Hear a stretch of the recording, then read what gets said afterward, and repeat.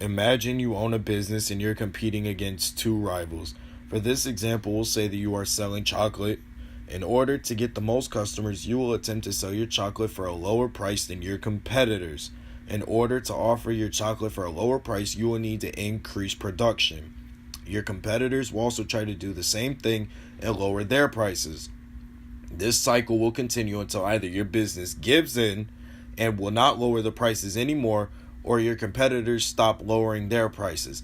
Now, whoever has the lowest prices at this point will get the most customers because, of course, they want the chocolate at the lowest price.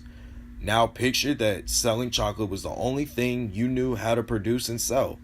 In this case, if you were one of the people who gave in and stopped lowering your prices, you were at a loss and have no way of creating a profit. This is basically what OPEC, or the Organization of Petroleum Exporting Countries, is trying to prevent, and why it was created in 1960. Except instead of dealing with chocolate, they are dealing with oil. In order to prevent a scenario similar to the one above, OPEC sets a specific price at which oil can be sold at for all the countries that are a part of OPEC.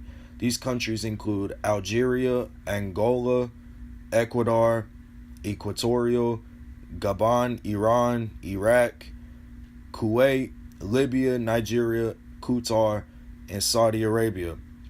This set price is supposed to help prevent a rapid decrease in oil resources and decrease the chance of unpredictable and major changes in oil prices. OPEC can be considered a cartel, which are formal agreements that companies create to dictate rules and set fixed prices, which are considered illegal. So is this OPEC an illegal organization? The answer is no, because no laws exist that deal with fair trade on global scale, though such laws can be set for a specific country. But since OPEC consists of multiple countries, it is considered illegal. The prices of oil when OPEC was first created depended entirely on the situation that OPEC countries were in. These countries took advantage of the dependence the U.S. and areas in Europe had on OPEC countries by decreasing production rates when prices declined to be able to sell their oil for higher prices. During the 1970s, OPEC had around half the global oil supply. The immense control on oil gave OPEC lots of power.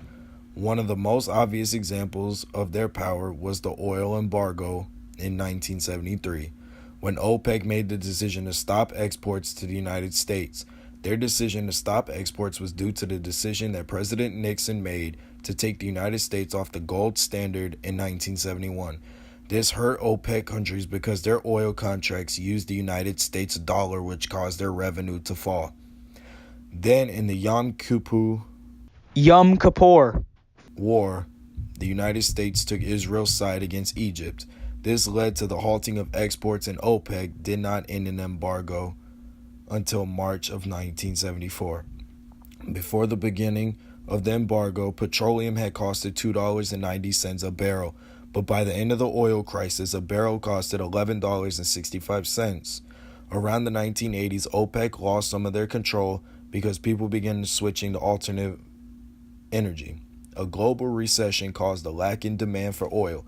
Companies outside of OPEC began to increase production of oil.